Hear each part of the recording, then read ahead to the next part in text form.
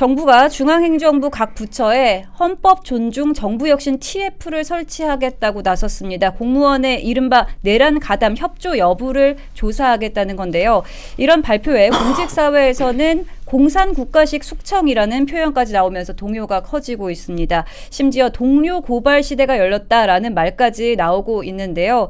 정부가 이 내란 TF 조사 범위에 일반 국민까지 포함할 수 있다고 밝히면서 공직사회에서는 개인 휴대전화까지 제출해야 하는 거 아니냐, 이런 불안까지 확산되고 있습니다. 이 부분 자세하게 좀 짚어보도록 하겠습니다. 자, 우선 이게 좀 실효성이 있을까요? 어떻게 보십니까?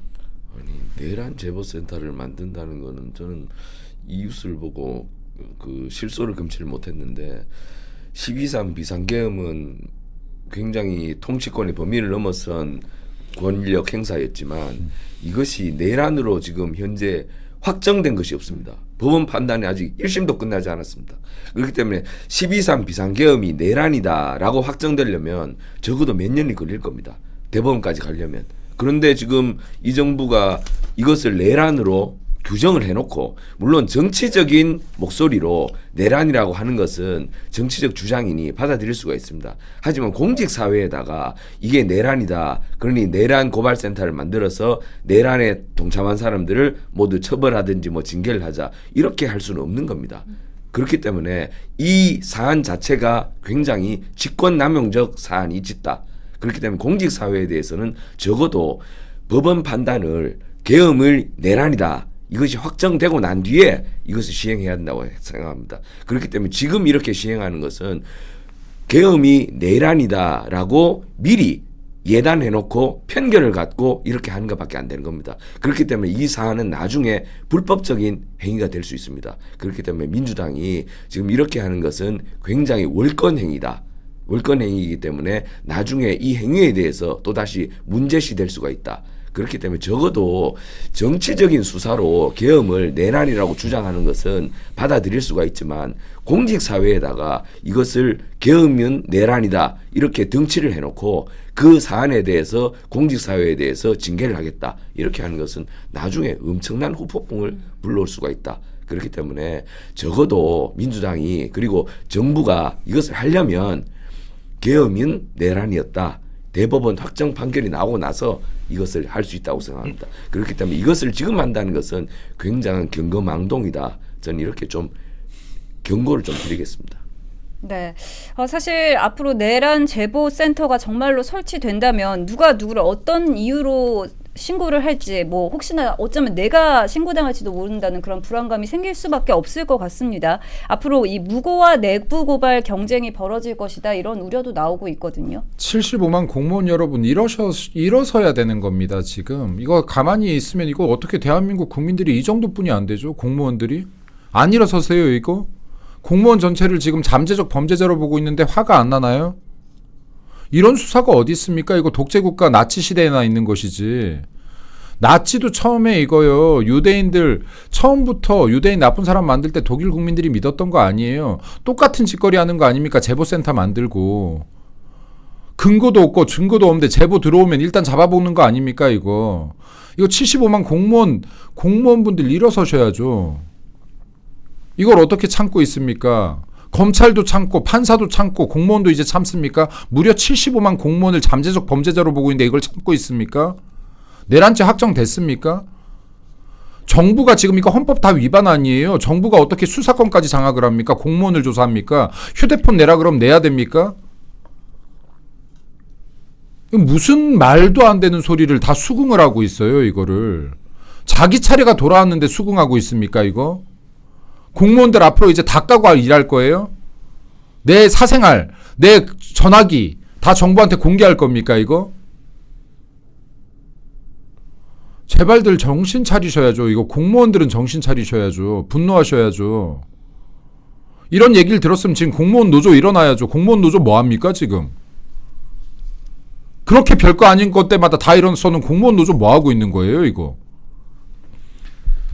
이거를 지금 정신들을 다 바짝 차리세요. 무슨 일이 벌어지는지, 무슨 일이 벌어지고 있는지 정신들을 차리셔야 됩니다. 제가 이거 공무원 국민분들한테는 화를 못 내도 공무원분들한테는 화를 내야 될 것 같아요. 이거는 본인들이 의식 잡으셔야죠. 지금 대한민국 무너지고 있는데. 말도 안 되는 일이에요. 이건 생각도 하면 안 되는 일이에요. 내란죄가 확정돼도 75만 공무원 전체를 대상으로 수사를 하겠다가 말이 됩니까 지금? 어디서 나오는 발상입니까? 간첩죄 지금 확정된 민노총 간부 출신들 있잖아요. 민노총 왜 전체 수사 안 하는 거예요? 130만 민노총 회원 왜 다 수사 안 합니까? 간첩 연루되어 있을 수 있는데. 뭐가 더 중요해요 지금? 조금만 생각해 보세요. 말도 안 되는 짓거리들이 대한민국에서 이렇게 정부 주도하에 일어나고 있는데 어떻게 이렇게 지식인 한 명 화를 내지 않습니까? 어떻게 대한민국의 리더라는 사람들이 다 입을 다물었습니까? 공무원분들 스스로 분노하십시오. 스스로 분노하셔야 됩니다. 네. 왜 나를 잠재적 범죄자로 보냐고, 왜 내 휴대폰을 니네 멋대로 보냐고 분노하셔야죠. 네, 이렇게 화나신 것도 저도 좀 처음 보는 것 같은데, 네, 이렇게 화낼 만한 사항인 것 같습니다. 네. 아유, 참.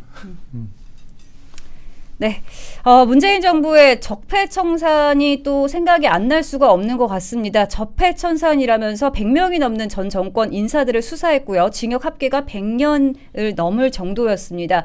그래서 그때 공직사회에서는 아무것도 하지 않아야지 무사하다 이런 인식이 퍼졌었는데요. 이번에는 그 적폐청산보다 더 심하다 이런 이야기가 나오고 있습니다. 어떻게 보십니까? 그러니까 지금 민주당은 다수의 힘으로 밀어붙이면 뭐든지 할 수 있다고 생각하는 것 같습니다. 그런데 물론 할 수는 있겠죠. 하지만 그것에는 모든 정치 행위에는 정당성과 정통성이 따라붙어야 됩니다.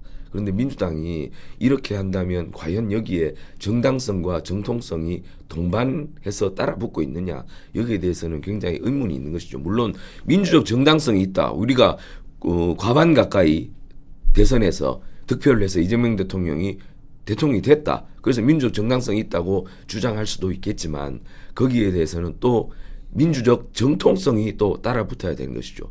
지금 대장동 사건 때문에 민주당이 이렇게 무리수를, 그리고 법무부가 무리수를 뒀다고 의심을 받고 있는 이유는 무엇입니까? 전부 다 대통령께서 사법 리스크를 받고 있기 때문입니다. 그렇기 때문에 대통령께서 이렇게 사법 리스크를 본인이 받고 있다면 권력에 대해서 절제와 자제의 원칙이 필요합니다. 그렇게 절제와 자제의 원칙을 잃어버린다면 또 다른 반발을 불러올 수밖에 없습니다. 그렇기 때문에 공직사회에 대한 대대적인 감찰이나 그리고 적폐청산은 굉장히 조심스럽게 해야 될 필요가 있다. 정말 잘못한 부분에 대해서는 해야 되지만 지금처럼 이렇게 광범위하게 한다면 결국에는 감정정치밖에 되지 않는다.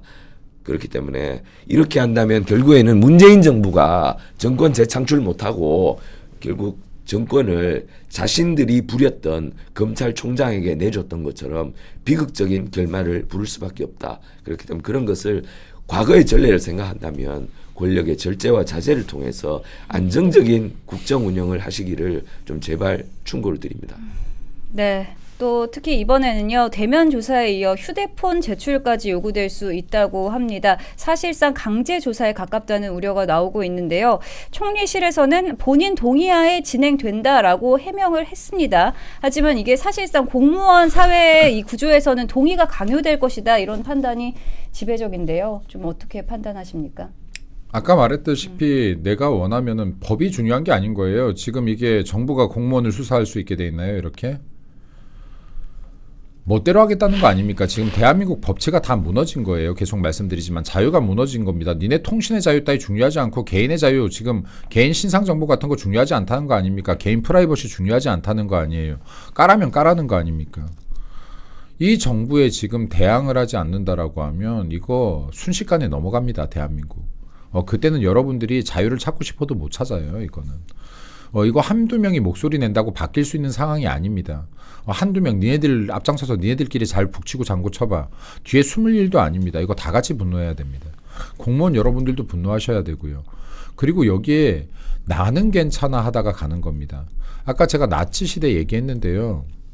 독일인들 바보 아니에요. 유대인들이 나쁜 사람이다 라고 할 때요. 아무도 안 속았어요. 첫 번째 독일에서 이렇게 합니다. 독일인 유대인들이 한 상점에 가지 말라고 했어요. 이게 첫 억압입니다. 독일인들 말 안 들었어요. 왜 가지 말래? 유대인들 왜 차별해?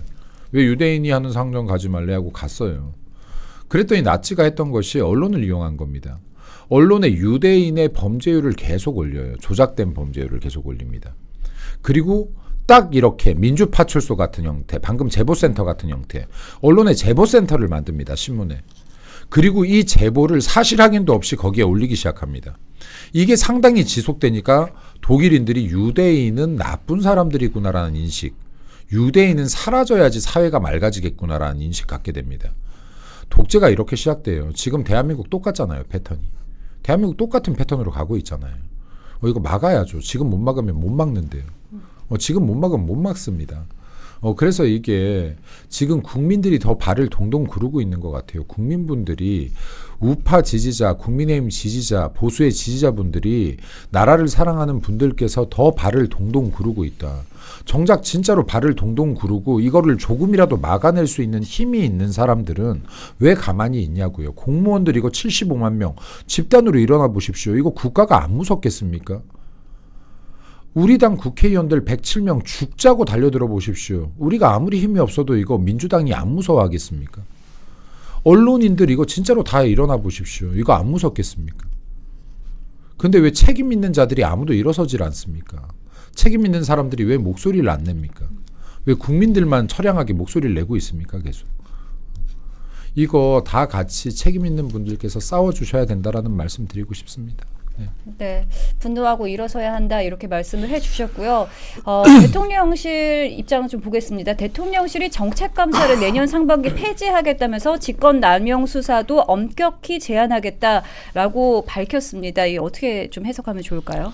뭐 대통령실이 지금 너무 왔다 갔다 하는 것 같아요. 한편에서는 규제를 막 남발하고 한편에서는 또 규제를 풀어주는 듯한 그런 모습을 보여주는데 이게 너무 간극이 커서 도대체 정부 정책의 방향성이 어딘 것인지 잘 모르겠습니다. 규제가 우선인지 아니면 지금 좀 자유로운 것이 우선인지 잘 모르겠는데 앞으로 다음에 다룰지 모르겠지만 대통령께서 저질 현수막 단속해라. 저질 현수막 안 된다고 말씀을 하셨다는데 그러면 저질의 기준이 뭐죠?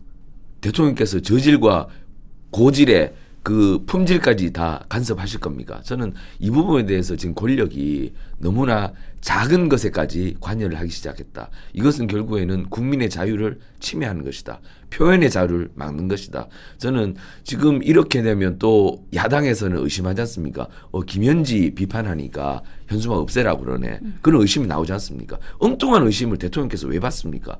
대통령이 저는 현수막에 대해서까지 간섭할 이미 시기는 지났다. 시대는 지났다. 대통령이 국정에 여러 가지 사안이 많은데 현수막까지 간섭할 그렇게 많은 여유를 갖고 있는지 되묻지 않을 수 없는데 어쨌든 그러니 또 김현지가 또 나오는 겁니다. 그렇기 때문에 저는 대통령께서 분명히 가져야 할 원칙은 국민에게 많은 자유를 허락하는 것이다. 그리고 그 자유를 통해서 국민이 행복하게 만드는 것이 대통령이 민주 철학이지 자꾸만 금지하고 규제하고 혼내는 것이 바로 통치의 철학은 아닐 것이다. 그렇기 때문에 대통령께서 성남시장도 해보셨고 경기도지사도 해보셨으니 그런 경험을 바탕으로 좀 자유로운 나라를 만드는 것이 좋다. 그렇기 때문에 지금 공무원들을 뭐 서로 제보하고 서로 신고하고 이러한 규제의 나라, 금지의 나라를 만드는 것이 아니라 자율과 책임을 보장해서 더 자유로운 나라를 만드는 것이 좋은데 요즘 이재명 정부에서 벌어지는 일들은 자꾸만 규제만 쏟아지는 것 같아서 몹시 걱정이 됩니다.